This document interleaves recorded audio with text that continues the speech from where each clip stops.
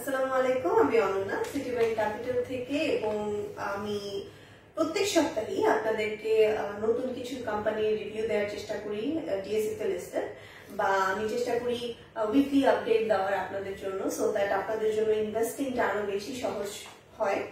So সেই ধারাবাহিকতায় আজকে আমি নতুন একটি কোম্পানি রিভিউ নিয়ে এসেছি, হুইচ ইজ ডোরিন পাওয়ার।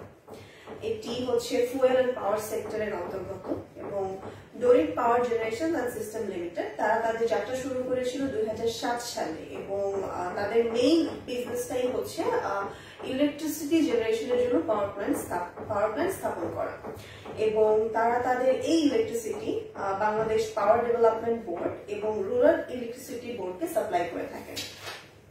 তাদের মোট 5টি পাওয়ার প্ল্যান্ট অপারেটর আছে, যার মধ্যে 3টি হচ্ছে তাদের নিজস্ব এবং 2টি হচ্ছে সাবসিডিয়ারি, এবং এই 3টি টাঙ্গাইলে, নরসিংদীতে এবং ফেনীতে অবস্থিত, এবং বাকি 2টি হচ্ছে নবাবগঞ্জ এবং মানিকগঞ্জে অবস্থিত। এই তো গেল তাদের কোম্পানি ইনসাইটস। এখন আমি তাদের কথা বলবো তাদের ফাইন্যান্সিয়াল কিছু ডেটা নিয়ে। আমি যদি রেভিনিউর কথা বলি তাহলে এখানে বলা হবে যে গত বছর হুইচ ইজ 2020 তাদের রেভিনিউ বেশ স্টেবল ছিল, এবং ডিউ টু করোনার জন্য এই রেভিনিউ কিছুটা হয়তো ডিক্রিজ করেছে, হুইচ ইজ লাইক 32.4%। এবং আমরা এখান থেকে এটাও দেখতে পাই যে হেভি ফুয়েল অয়েলের জন্য প্রাইসের ডিক্রিজের জন্য এই গত বছর কস্ট অফ গুডস সোলসও কমে গিয়েছে, হুইচ ইজ 38%। তাদের প্রফিট আফটার ট্যাক্স ছিল 13.1%, তাদের gross profit margin 27.9%, net margin 16.8%, return on equity ছিল 14.5%।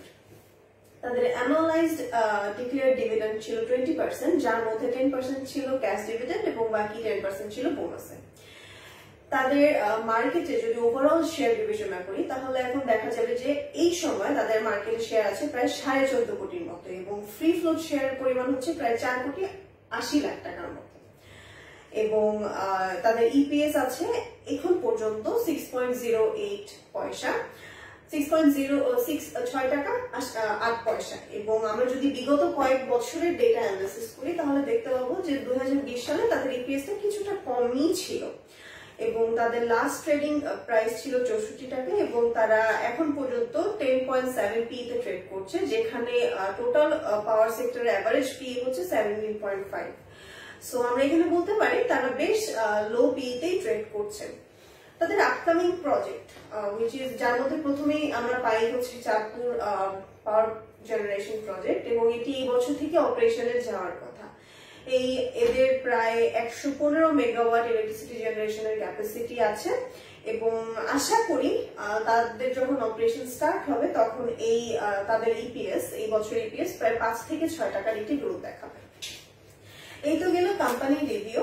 আমি এখন কথা বলি মার্কেট নিয়ে, এবং মার্কেটের কথা বললে বলা হবে ইন্ডেক্সের কথা, এবং ইন্ডেক্সের দিকে যদি আমরা তাকাই তাহলে সেখানে দেখতে পাবো যে গত সপ্তাহ থেকে এই সপ্তাহে মার্কেট ইন্ডেক্স বেশ অনেকটাই বেড়ে গিয়ে 5621 এ এসে দাঁড়িয়েছে, এবং এই সপ্তাহে মার্কেটকে লিড করেছে ফার্মাসিউটিক্যালস অ্যান্ড ব্যাংক, এবং টার্নওভার ছিল প্রায় 99.5 বিলিয়ন টাকা। এবং এই সপ্তাহে মার্কেটকে সবচেয়ে বেশি টার্নওভার দিয়েছে বেক্সিমকো, বেক্সফার্মা এবং IFIC. So that was all for this week. I hope আপনারা কিছু আইডিয়া নিতে পেরেছেন, এবং নেক্সট উইকও আমি নতুন আরেকটি কোম্পানি নিয়ে আপনাদের কাছে আসবো রিভিউ দেওয়ার জন্য। টিল দেন, আসসালামু আলাইকুম।